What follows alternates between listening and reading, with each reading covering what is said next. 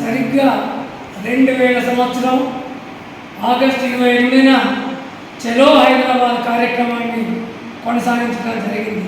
ముఖ్యంగా ఆనాడు అధికారంలో ఉన్నటువంటి చంద్రబాబు ప్రపంచ బ్యాంకుకు ఏజెంట్గా మారి ప్రజల మీద, రైతుల మీద భారాలు మోపడానికి వాళ్ళ చెప్పు చేతుల్లో ఉండి విద్యుత్ ఛార్జీలు పెంచడాన్ని నిరసిస్తూ ఆ రోజు వామపక్ష పార్టీల ఆధ్వర్యంలో పెద్ద ఎత్తున ఉద్యమం చేసి చలో అసెంబ్లీకి వెళితే ఆ రోజు గుర్రాలతో తొక్కించి కాల్పులు జరిపి 3 కామ్రేడ్స్ను పుట్టన పెట్టుకున్నటువంటి చరిత్ర చంద్రబాబు నాయుడు.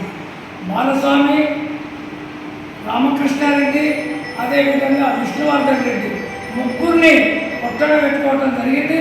ఆ తర్వాత ఆ ఉద్యమాన్ని చూసిన తర్వాత చంద్రబాబుకు లాగు దడిచింది.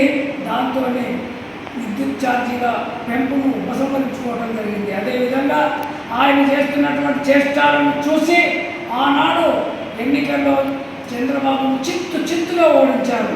ఆ తర్వాత విద్యుత్ ఛార్జీలు ఇప్పటి వరకు పెరగకుండా జాగ్రత్తలు తీసుకున్న పాలక వర్గాలు ఇప్పుడిప్పుడే మళ్ళీ అందరూ మర్చిపోయింది అనుకొని మెల్లమెల్లగా స్మార్ట్ మీటర్లు పెడతాం, లేదు ట్రాన్స్ఫార్మర్లకు మీటర్లు పెడతాం, లేదు కరెంటు మోటార్లకు మీటర్లు పెడతాం, పైసలు వసూలు చేయమని చెప్పి మనల్ని నమ్మించడానికి కేంద్రంలో ఉన్న బీజేపీ ప్రభుత్వం ప్రయత్నం చేస్తుంది.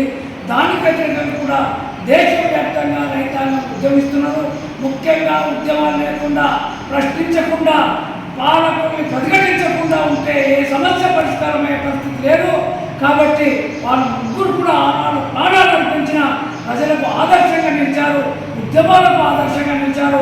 వాళ్ళని స్మరించుకోవడం అంటే పాలక వర్గాలకు వ్యతిరేకంగా మనం ఉద్యమించడమే సరైనటువంటి పద్ధతి అని చెప్పి వాళ్ళకు మరోసారి విప్లవ జోహార్ అర్పిస్తూ జోహార్ విద్యుత్ అమర వీరులకు, జోహార్ రామకృష్ణ, జోహార్ విష్ణువర్ధన్ రెడ్డి, జోహార్ రామస్వామి.